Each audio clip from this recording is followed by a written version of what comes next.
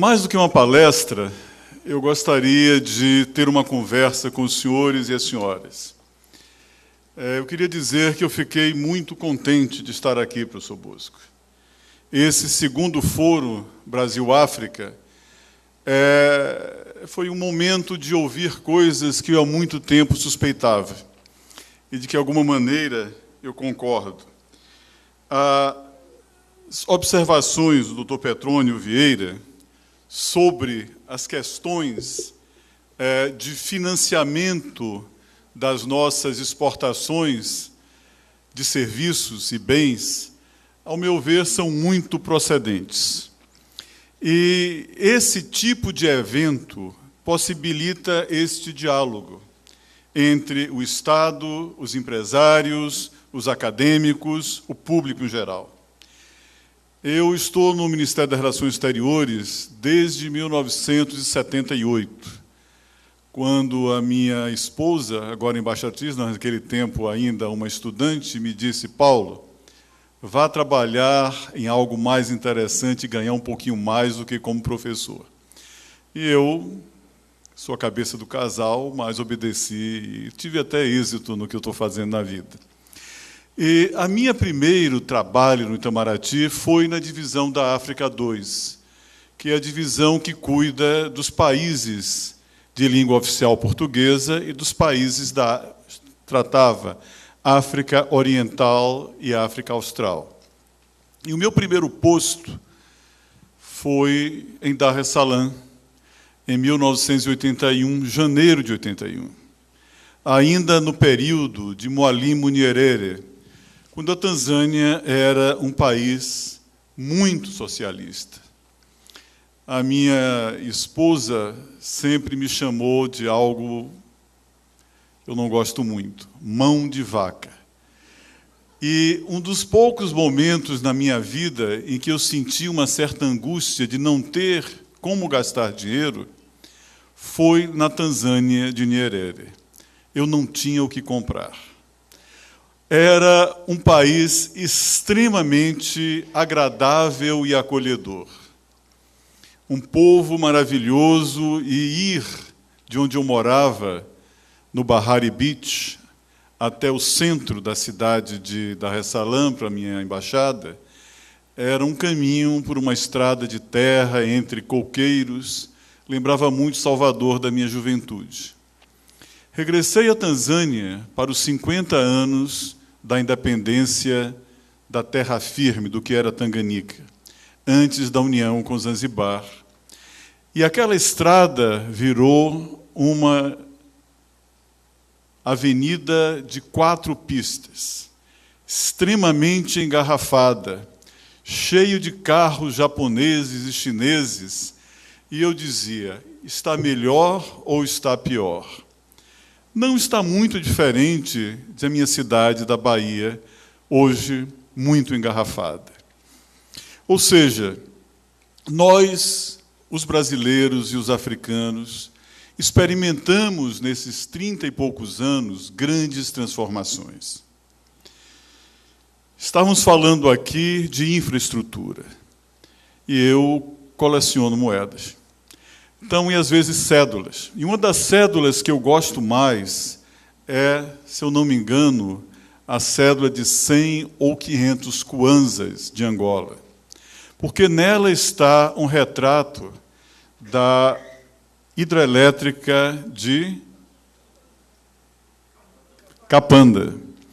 Uma hidrelétrica que no final dos anos 70, começo dos anos 80, o Brasil e a antiga União Soviética resolveram juntar esforços e prover Luanda de energia elétrica.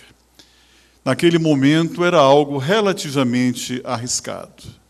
Hoje, a República de Angola procura construir um número maior de usinas de energia elétrica, porque ela agora tem que dar esse tipo de infraestrutura para toda a população de um país de mais de 1 milhão de quilômetros quadrados.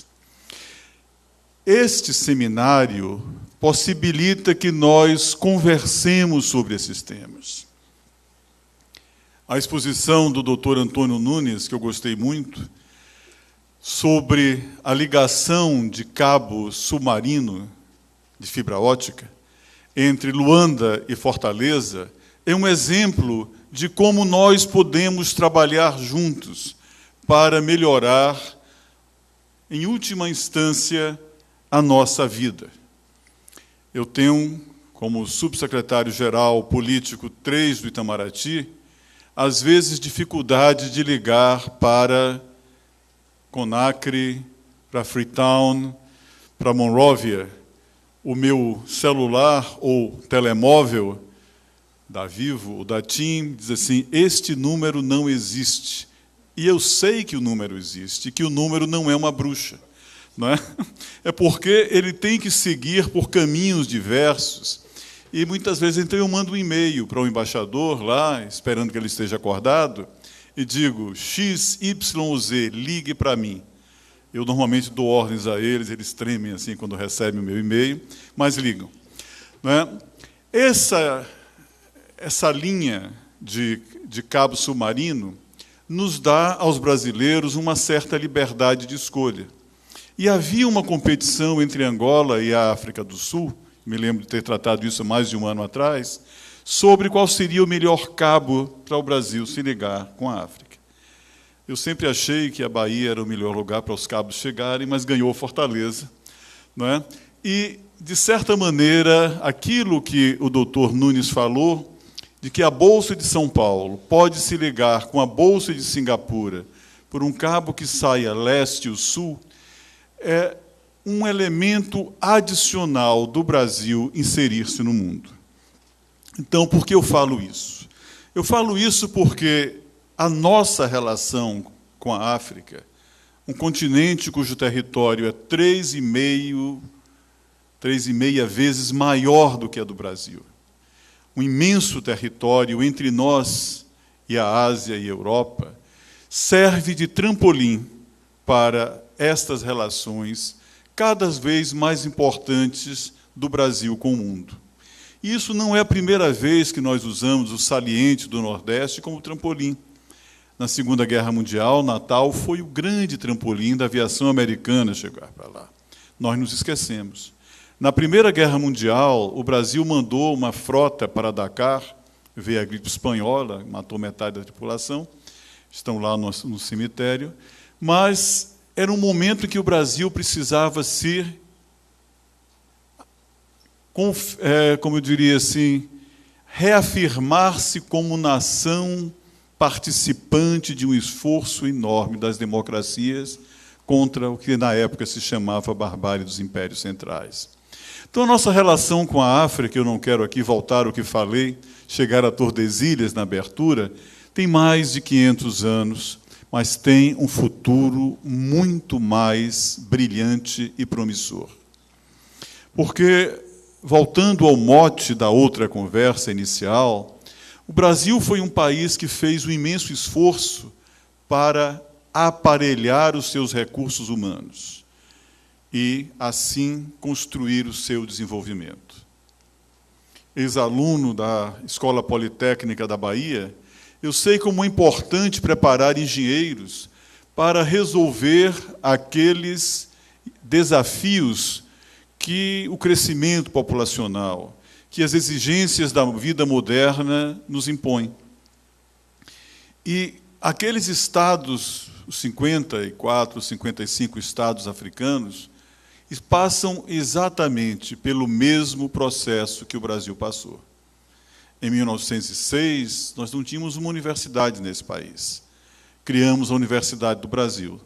Em 1900, na década de 30, o governo de São Paulo chamou vários sábios franceses, um deles, Braudel, um grande historiador, que dizia que, ao chegar na cidade de São Paulo, ele estava no século XX. Ao chegar a Campinas, a 100 quilômetros, ele descia para o 19. E, ao chegar à fronteira do Mato Grosso, ele se encontrava no Neolítico, ao encontrar aquelas tribos brasileiras que ainda não tinham sido incorporadas. Ora, desta riqueza de 2 universidades, nós temos hoje pelo menos 70 universidades federais. e talvez 700 centros universitários de ensino superior, que possibilitaram ao Brasil alçar-se ou levantar de uma situação de quase indigência intelectual para ser um grande produtor de ciência e, esperamos, um grande produtor de tecnologia. E um produtor de ciência e tecnologia que abriu as portas do seu sistema de ensino para os nossos, sem demagogia, irmãos da África. Não só através do nosso programa PEC, ou do PG, PEC-G. Quando eu vou a Guiné-Bissau, a Cabo Verde, eu vejo tantas pessoas que se formaram no Brasil. Durante o meu período de estudante no Instituto Rio Branco e depois de diplomata, quantos colegas de países lusófonos, anglófonos, francófonos vieram estudar conosco e são hoje autoridades nos seus países. Isso é muito bom, mas temos que fazer mais. Manhã de hoje, eu faltei à aula, o professor Bosco não me deu falta, mas fui à Unilab, a Universidade Internacional da Lusofonia Afro-Brasileira, aqui a 70 quilômetros de Fortaleza, na cidade de Redenção. E vi o empenho dos nossos professores em trabalhar com os jovens brasileiros e africanos que estão lá. E o objetivo de criar escolas de qualidade, principalmente na área de administração pública e na área de engenharia, na área de saúde, áreas importantes, porque nós temos que trabalhar juntos para resolver problemas que compartilhamos. Agricultura tropical, doenças tropicais, uma série de coisas, não é? Que o Brasil da minha juventude, e eu nasci em Salvador, mas na verdade eu cresci em Monte Santo. Uma cidade, quando eu nasci, tinha 48 anos de expectativa de vida. Já ganhei um bônus importante, né? Mas espero continuar um pouco ainda nessa terra fazendo esse trabalho. E o problema que Monte Santo tinha naquela época é muito comum em muitas cidades do interior de várias nações africanas. Então, essa experiência que o Brasil teve na construção das infraestruturas, que não são apenas infraestruturas para transporte, não é? Ou para a produção de energia, mas são infraestruturas para a criação de instituições que criam o desenvolvimento. É isso que o Brasil quer compartilhar com a África. E o Brasil, ao fazer isso, ele aprende muito. Há pouco tempo atrás, eu fui visitar a estação de Sotuba.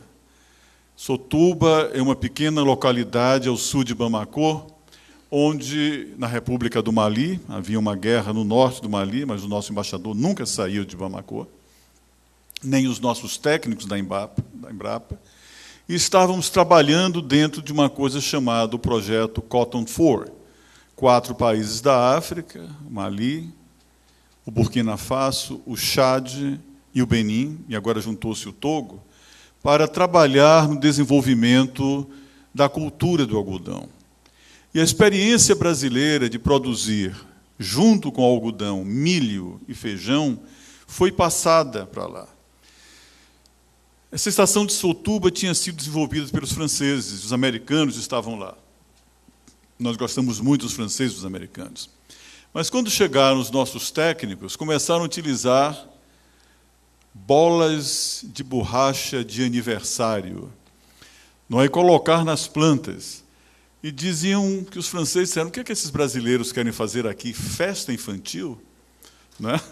Mas, na verdade, eram instrumentos de trazer as mulheres, os jovens do Mali, para entender melhor e dar aula de como fazer aquele tipo de tecnologia que desenvolvemos aqui mais acessível às populações locais.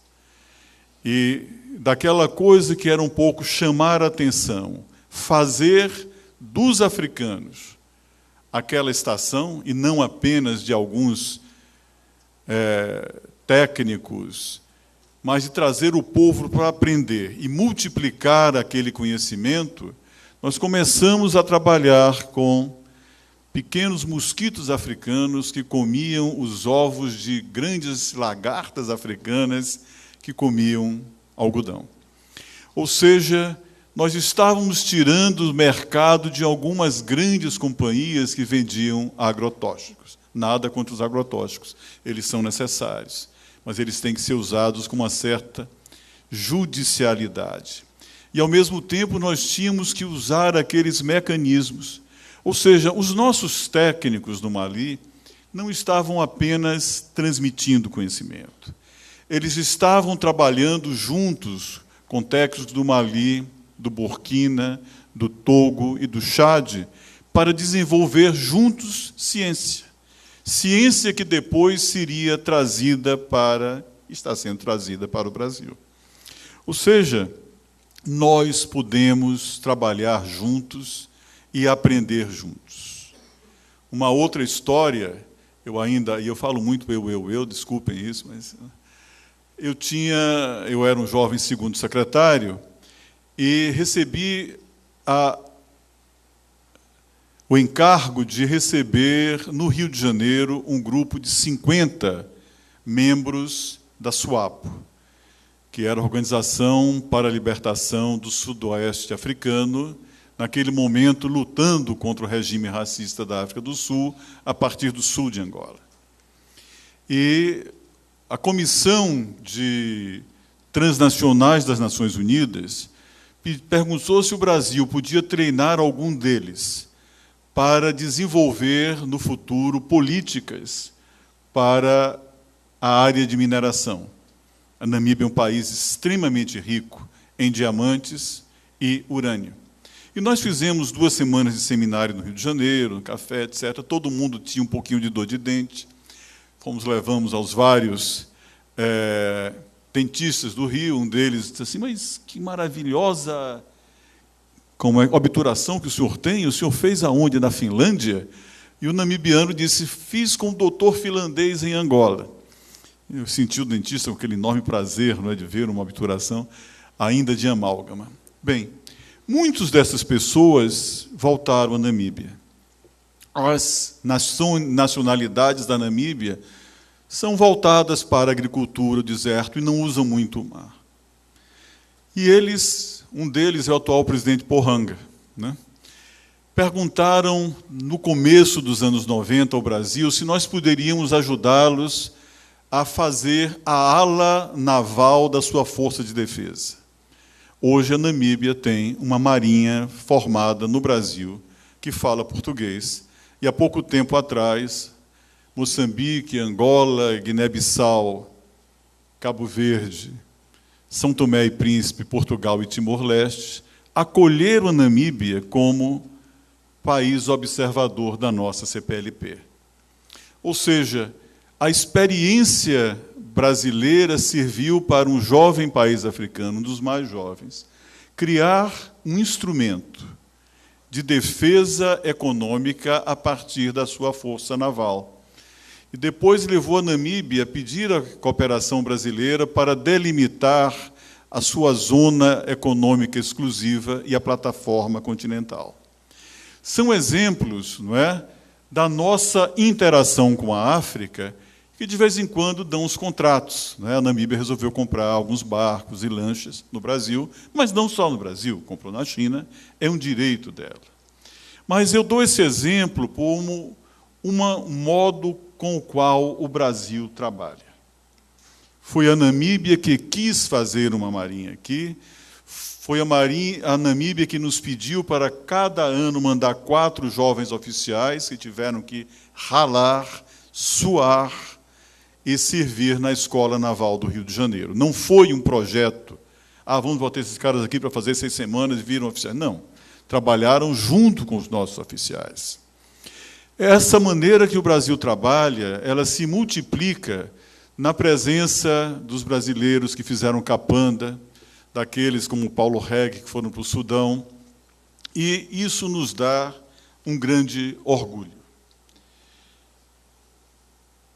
O Estado brasileiro está convencido de que nós devemos continuar a investir na relação com a África. Mas, para fazer isso, nós temos que convencer a sociedade brasileira, porque é ela que sustenta e paga o Estado. É preciso levar isso ao nosso parlamento, para que os nossos deputados e senadores sintam um valor nisso. E eu falo aqui, são para os africanos e os estrangeiros que vêm nos visitar em Fortaleza, porque o Brasil é um país enorme, 4.000 quilômetros de norte a sul, 4.000 quilômetros de leste a oeste. Alguns de nós nunca visitamos Fortaleza, ou alguns dos cearenses nunca visitaram Macapá. E nós nos vemos ainda como um país em desenvolvimento que está florescendo e que temos que colocar os nossos recursos escassos para desenvolver o nosso país. Mas nós já vimos que, como foi mostrado aqui, ir lá fora significa trazer mais riqueza para esse país. No modo de exportação de serviços, o Brasil é um dos maiores e melhores construtores de hidrelétricas nesse planeta. Um esforço enorme de fazer energia renovável e compatível com um mundo ecologicamente mais equilibrado. O Brasil é um país que elevou, grande parte da sua população para um patamar superior de conhecimento. E que éramos, de certa maneira, uma ilha de lusofonia em um mundo hispanofone. A abertura do Brasil para se integrar com a América do Sul é nova, mas nós temos colocado nos nossos documentos, inclusive na nossa política de defesa e estratégia, a necessidade de nos integrarmos também com os nossos vizinhos da África. Nós criamos, no final dos anos 80, a Zona de Paz e Cooperação do Atlântico Sul, as OPACAS, que ainda está muito pequenininha, mas que precisa crescer.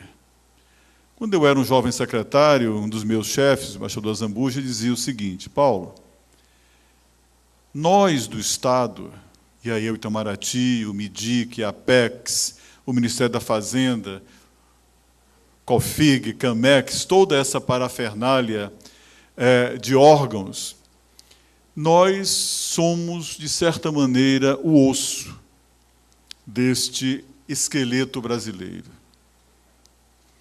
Quem faz o osso mexer é o músculo.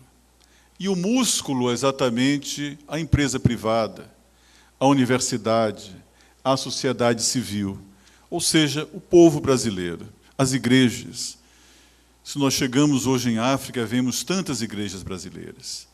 Então, a sociedade civil brasileira, ela se mobiliza também. E eu queria dizer aqui que eu tenho um enorme otimismo na nossa relação com a África. Um dos meus tarefas é formar continuamente gerações de novos diplomatas brasileiros, que é isso que eu sei fazer, né? Para que trabalhem nesta seara e de estabelecer diálogo com os nossos colegas africanos.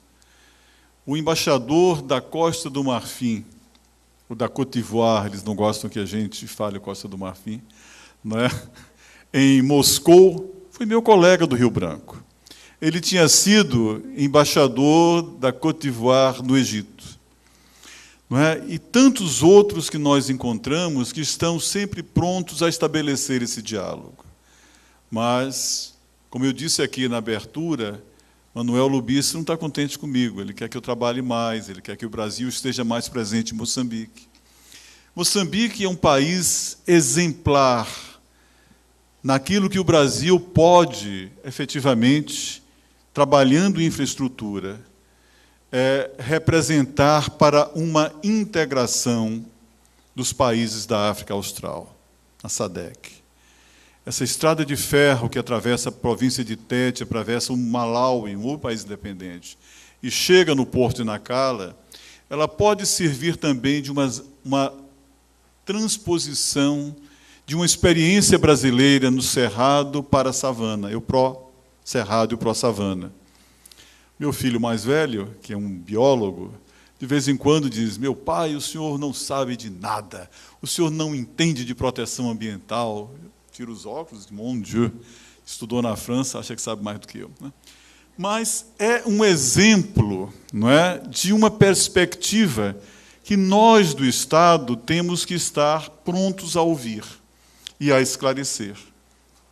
Ele nunca passou pelo oeste da Bahia, como eu passei, onde nós tínhamos 300 quilômetros de estrada de terra e uma placa que dizia assim: daqui a 150 quilômetros não tem nem água nem combustível. Ele viveu um Brasil asfaltado. Ele viveu um Brasil onde ele pode ir para a universidade. Eu não vivi esse Brasil. Eu vi a construção desse Brasil. E qual é o tema do nosso seminário? Infraestrutura e desenvolvimento. Os colegas africanos que aqui estão têm que entender que os senhores estão num país que não está pronto. E que a minha geração, a geração do Paulo Reg, a geração de Vera Estrela, a geração do professor Monte, né, encontrou algo que era indizivelmente pior. E que essa beleza de cidade, de Fortaleza, já foi vista na literatura como um lugar de pobreza, miséria. Falava-se Ceará, o povo do sul dizia: ó, os retirantes, né? Falava-se da Bahia: ó, que gente pobre que vem trabalhar aqui na construção civil. Nós mudamos o Brasil. E nós somos os parceiros da mudança na África. Nós não temos receio de ninguém. Nós achamos que os chineses que vieram para o Brasil, com Dom João VI, plantar chá no Rio de Janeiro, os americanos, os franceses, todos temos lugar nesse mundo. A única coisa que eu digo é, quando eu era embaixador no Canadá e fazia palestras, falava do Oriente Médio. Então, uma vez na Escola de Diplomacia do Canadá, alguém disse assim: mas que diabo o Brasil quer fazer no Oriente Médio? Eu digo: o senhor nunca leu Gabriela Cravo e Canela? Sabe que o turco Nassif, não é, veio para Ilhéus e trouxe o quibe. Mas que nós temos aqui 7 milhões de descendentes de libaneses, 3 milhões de descendentes de sírios, 120 ou 150 mil judeus, né? Cada vez mais senegaleses e haitianos. E esse país, não é, incorpora como um grande estômago que digere essas pessoas. Mas eles estão aqui dentro. E eu dizia: nós temos algo a dizer no Oriente Médio, como nós temos algo a dizer na África. E esta é uma das qualidades do Brasil, é que aqui dentro nós temos meio mundo. E nós os mantemos todos, de certa maneira, numa convivência harmoniosa. E esta é parte da nossa riqueza. Última história. Neste mesmo dia, eu mostrei uma fotografia do Globe and Mail. Era uma fotografia de uma discussão em Copenhague sobre o Protocolo de Quioto. Globe and Mail, o melhor jornal do Canadá. Então estava o presidente Obama sentado numa mesa, falando com os líderes da Índia e da China. E dizia: Obama is talking to the Chinese and to the Indians, telling them how to save the environment. A mesma fotografia foi reproduzida na Carta Capital. A Carta Capital, tem alguém do Instituto Lula aqui? Não? É uma revista brasileira que defende muito a esquerda. E era a mesma foto, só que tirada de um ângulozinho diferente. Estava lá o presidente Lula, sentado ao lado do presidente Obama, estavam os dois indianos. No fundo, tinham as pessoas desconhecidas, não é? Celso Amorim, ministro das Relações Exteriores do Brasil, então, Marco Aurélio Garcia, uma senhora chamada Dilma Rousseff, que era chefa da Casa Civil, e tem o BASICS, Brasil, Índia, China e um representante da África do Sul, que os canadenses não viram. O presidente Lula chamou o indiano, o sul-africano e o chinês para dizer a Obama que ele tinha que ser um pouco mais flexível, e nós queríamos dizer aos chineses também que fosse um pouco mais flexível. Porém, os repórteres do Globe and Mail não conheciam aqueles caras pálidas e caras escuras que estavam sentados em volta de Obama, do indiano e do chinês. E simplesmente elidiram o Brasil, retiraram o Brasil da fotografia. Nem Lula eles sabiam direito o que estava fazendo ali. Então, nessa conversa, na Escola de Diplomacia do Canadá, eu coloquei as duas fotos, e dizendo: homens de pouca fé, tirai dos seus olhos as escamas que não permitam que vocês vejam. É isso o Brasil, às vezes tão discreto que a gente não aparece. É por isso, professor Monte, que eu agradeço muito estar aqui presente nesse fórum, porque é uma maneira que nós nos revelamos aos nossos colegas da África. E nós todos podemos aprender um com os outros. Muito obrigado.